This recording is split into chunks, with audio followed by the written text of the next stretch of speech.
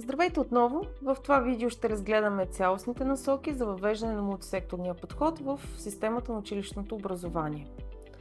Основна цел на въвеждането на подхода, за разлика от интердисциплинарния, вече не е усвояването на знания в теоретичен вид само по един предмет, а преодоляването на дистанцията между учебните предмети и тяхното обединяване и в следствие на това развиване на умения за справяне в реални житейски ситуации.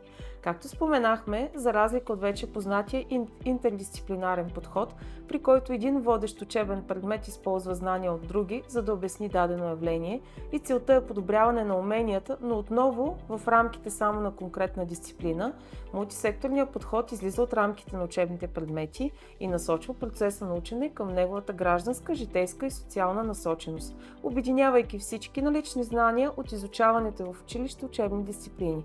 Чрез прилагането на мултисекторния подход, научената теория от всички учебни дисциплини се обединява, свежда се до разбираеми примери, които изграждат личности, способни да се справят с ежедневните предизвикателства, повишават нивото на самостоятелност и подпомагат младите хора в тяхната успешна реализация. Мултисекторният подход на обучение е система от активни, репродуктивни и интегриращи се мултидисциплинарни подходи, необходимостта от прилагането на които възниква с високотехнологичното общество и вследствие на факта, че младите хора се развиват бързо, получават огромен ресурс от информация и задържането на тяхното внимание става все по-трудно. Целта на мултисекторния подход е не научаването на всичко, което е необходимо, а усвояването и развиването на умения в различни дисциплинарни области, които са свързани с прилагане на наученото в реални житейски ситуации. В прилагането на мултисекторния подход водещ фактор е учителят, който насочва познавателните активности на учениците. Учителският колектив играе ключова роля в успешното въвеждане и прилагане на подхода, тъй като дидактическият му модел изисква работа в екип, координация между специалистите. Тенденциите, които мултисекторният подход чертае, и съвременните тенденции при педагогическия дизайн са фокусирани върху проектирането на учебни дейности, които изграждат умения и отношения чрез решаването на житейски казуси. Основна роля на учителите при мултисекторния подход е да бъдат ментори, които да формулират задачи, контекст и средства за изпълнение на задачите, което да подпомага учениците и да предоставя информация за резултатите. Мултисекторният подход насърчава всички участници в процеса да извършват ефективни и креативни педагогически взаимодействия. Може да бъде характеризиран и наречен преподаване чрез мислене. Част от мултисекторния подход е разбирането на основната задача и създаването на подзадачи, които да спомогнат за нейното решение. Мултисекторният подход може да бъде въведен във всяко училище при желание от страна на неговото ръководство и учителски колективи. За неговото прилагане не са нужни допълнителни часове и педагози. Не са нужни специални консумативи и помещения. Нужни са иновативни и отворени към познанието за иновации в обучителния процес педагогически специалисти, които да интегрират и следят в обучителния процес средствата на този подход, за да сложат съвсем нов етап в дидактическото мислене и оформяне на образователният процес. Стъпка 1 при въвеждането на мултисекторния подход в училищата е да се осъзнае ролята на учителя, която е основополагаща за този подход.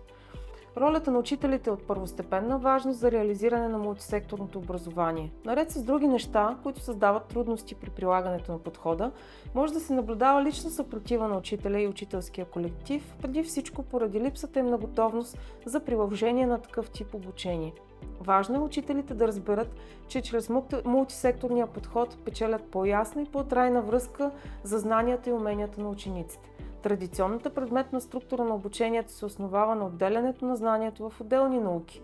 Много от учителите са завършили предметно образование и имат нужда от подкрепа, за да направят връзка между собствения си предмет и другите изучавани области. Затова е толкова важно работата в екип през цялото време на реализиране на подхода.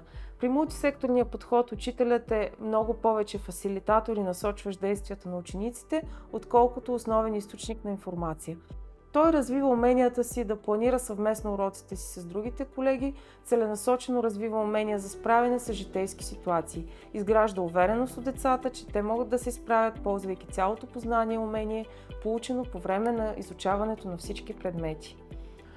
Важно е привличането на родителите като самишленици, което е ключово за мултисекторното образование. Детето поделя времето си между училището и семейството и е чудесно, ако има приемственост между тях.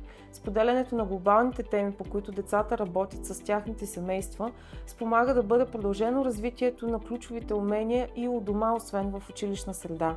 Родителите влизат в ролята на насочващи, задаващи въпроси, даващи нова информация, проверяващи наученото. По този начин се постига натрупване на ситуации, в които децата практикуват наученото в училище, а и родителите създават по-силна връзка с тях в процеса на учене. Важна част от процеса е родителите да окуражават децата да помагат вкъщи, да ги запознават с домашния бюджет, да подкрепят мотивацията им, да се сътрудничат и да практикуват знанията и уменията, научени в училище.